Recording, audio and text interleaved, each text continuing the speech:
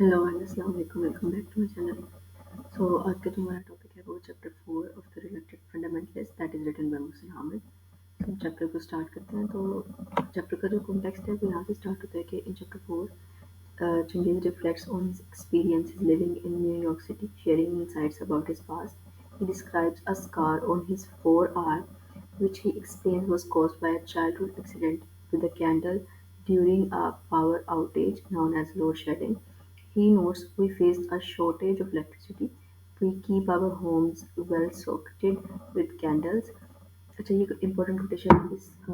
Chapter में से जो कि मतलब आपको बता रही है कि चैप्टर डिस्कस क्या कर रहा है। बेसिकली ये चैप्टर ना एरिका और चंगेज़ के बारे में ज़्यादातर एक्सप्लेन करता है। तो इसीलिए तो ये जो कोटेशन मैंने कोटेशन मार्क्स में लिखी है ये आप यूज़ कर सकते हैं। This serves as a metaphor for his journey from Pakistan to the United States, highlighting the contrast between the two cultures. Obviously ये दिखाता है मेटाफर के तौर पे कैंडल यूज़ हुई है कि और लाइट जो लोड शेडिंग है और ये लाइट है इलेक्ट्रिसिटी है कि कहाँ पे एक सोसाइटी कितनी प्रिविलेज्ड है और एक सोसाइटी कितनी अनप्रिविलेज्ड है। तो ये उस चीज़ को के कंट्रास्ट और दो कल्चर्स को दिखाता है। नेक्स्ट जो कल्चरल डिवाइड एक्चुअली है वो हम देखते हैं कि as Changez navigates his life in America, he recalls his early days exploring Manhattan with Erica. He feels the pressure of fitting into her wealthy world, deciding to wear a kurta on her family dinner. उसको invite किया था areca ने अपने family dinner के लिए, तो वो सोच रहा था कि मैं क्या पहन के जाऊँ। तो उसने मतलब सेफ साइड चूज़ करते हुए अपना कुर्ता पहन लिया, मतलब वाइट कलर का। सो ये ना कहीं कहीं ये बताता है हमें कि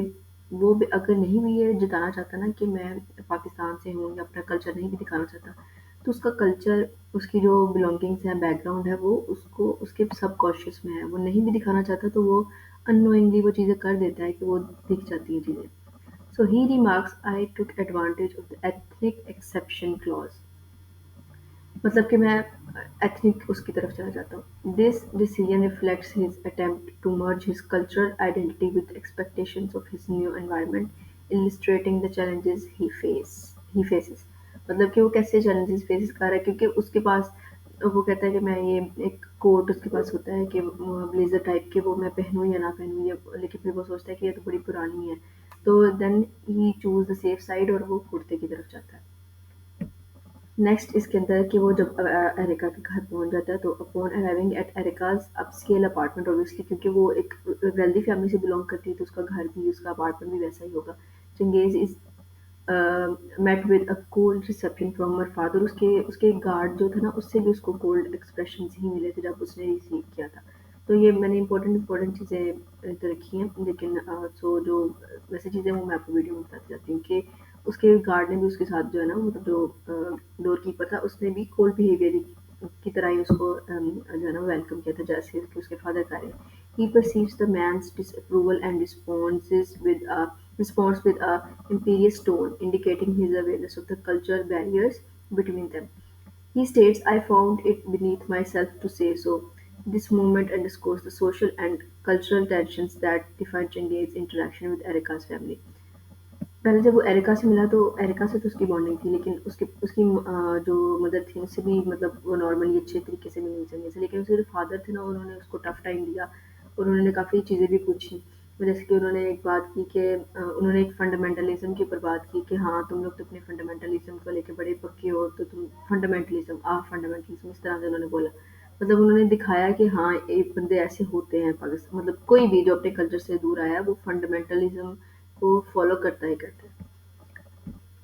नेक्स्ट डिनर कन्वर्सेशन क्या हुई? During dinner Erica's father discuss the state of Pakistan. Obviously उन्होंने उसको जताना भी था कि पाकिस्तान कैसा है, क्या हो रहा है वहाँ पे, मतलब नेगेटिव साइड दिखा रहे हैं। Making sweeping comments about corruption and fundamentalism. See I told you कि करप्शन फंडामेंटलिज्म को उन्होंने मेन टारगेट किया कि वहाँ पे तो बड़ा फंडामेंटलिज्म है और आप तो फंडामेंटलिस्ट होते हो। Chingiz feels a mix of frustration and politeness, responding, "Yes, there are challenges, sir, but it is not as bad as that." So it is a very good answer, लेकिन मौके की मुनासबत पे यही आंसर बनता था कि हाँ चैलेंजेस हैं, लेकिन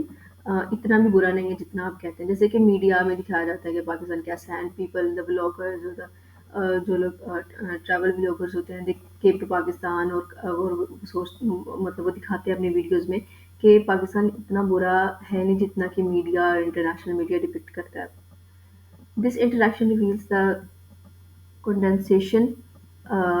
ch- Changiz feels highlights Changiz feels and highlights the stereotypes that persist about his homeland homeland और स्टीरियोटाइप्स फील करता है कि उसके होमलैंड के बारे में उन्होंने किस तरह की चीज़ें जो है ना उनको हाईलाइट किया और उसको फील भी करता चाहिए इसकी ये कैसी बात कर रहे हैं दो कि वो ड्रिंक करता है उनके साथ। अ, अच्छा उसके बाद आफ्टर डिनर इनसाइट्स अब डिनर के बाद क्या होता है after dinner in a taxi ride to art gallery उसके बाद एरिका उसको एक आर्ट गैलरी में लेके जाती है ठीक है चंगेज़ को। Erica senses Changez discomfort regarding her father's comment. अच्छा वो ऑब्वियसली फ़ील करती है कि मेरे वालिदैन से मतलब चंगेज़ से थोड़ी सही तरीके से बात नहीं की है। तो वो कहती है कि she observes I hope you are not still upset about what my dad said कि अब तुम मतलब मुझे लगता है कि इतना बुरा नहीं मान रहे होगे जितना कि तुम मतलब मेरे वालिद की बातों को बुरा नहीं माना होगा। This moment demonstrates Erika's empathy and her understanding of Chengiz's feeling, deepening their emotional connection as they navigate their cultural differences. Obviously दोनों different है लेकिन कहीं न कहीं वो एक ह्यूमैनिटी का जो कनेक्शन है उनके दरमियान में और एक आगे जाके लव कनेक्शन भी होगा। तो वो तो कम से कम जो है ना वो इस चीज़ को देख रहा है कि वो मतलब अपने कल्चरल डिफरेंसेस को समझ रहे हैं और उसको हल करने की कोशिश कर रहे हैं। नेक्स्ट अब आर्ट गैलरी पे क्या हुआ आर्ट गैलरी की पार्टी थी at the art gallery Changez feels out of place among the trendy crowd obviously वहाँ पे बहुत सारे लोग थे और थे पार्टिंग लेकिन ये थोड़ा सा मतलब out of the place feel कर रहा था despite his discomfort he is drawn to Erica's charisma as she connects with other और लेकिन वो इस पूरे टाइम एरिका को देखता रहता था ठीक है जैसे जैसे वो जब वो वहाँ किसी भी पार्टी पे उसको अपने साथ लेके जाती थी तो चंगेज की नज़रें हमेशा एरिका के ऊपर ही होती थी when she thanks him at the end of the night, saying, "Thank you," it signifies their growing intimacy and the bond they share, even amidst the chaos of the party. Obviously, फिर वो जब उसको छोड़ती है तो मतलब घर पे वो उसको छोड़ता है टैक्सी से तो वो उसको थैंक यू बोल के जाती है और कहता है कि ये भी एक ग्रोइंग इंटीमेसी का एक साइन था हम दोनों के दरमियान में। नेक्स्ट अच्छा वो फिर सेंट्रल पार्क जाते हैं पिकनिक के लिए तो वो भी इसके अंदर डिस्कस हुआ है later Changez and Erica enjoys a picnic in Central Park अच्छा एरिका ना उसको फिर जगह जगह पे अपने साथ लेके जाना शुरू हो जाती है जो कि मिनिमम माइनर माइनर से डिस्कस हुआ है पूरे चैप्टर के अंदर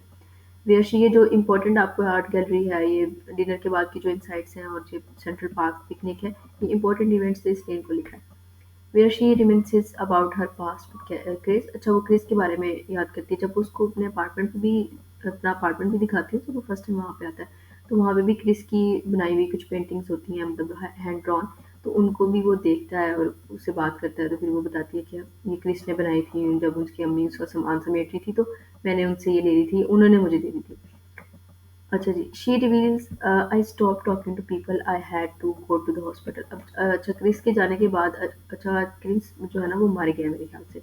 तो अच्छा वो क्या कहती है कि जब वो चला गया या वो मर गया तो फिर मुझे लोगों से बात करनी मैंने बंद कर दी और क्यों क्योंकि मुझे हॉस्पिटल जाना होता था मतलब she is not physically well additionally mentally भी तो उसको हॉस्पिटल में उसकी अपॉइंटमेंट्स होती थी exposing her vulnerability and the emotional scars she carries और मतलब उसकी दिखाते हैं कि इमोशनली कितने स्कार्स आए हुए हैं यहाँ पे हम दो तरह के स्कार्स को मेंशन कर सकते हैं the culture scar and the emotional scar culture scar scar किसका था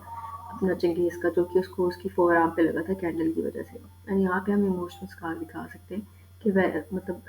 डिफरेंस और कंपैरिजन कर सकते हैं कि यहाँ पे कल्चर की वजह से किस तरह के शौक मतलब आपके स्कार्स या डिफरेंट जो एक्सपीरियंसेस आपकी लाइफ में होते हैं वो किस तरह से होते हैं तो ये यहाँ पे भी हम इसके भी डिफरेंस दिखा सकते हैं Changez feels a deep sense of tenderness towards her recognising the pain beneath her surface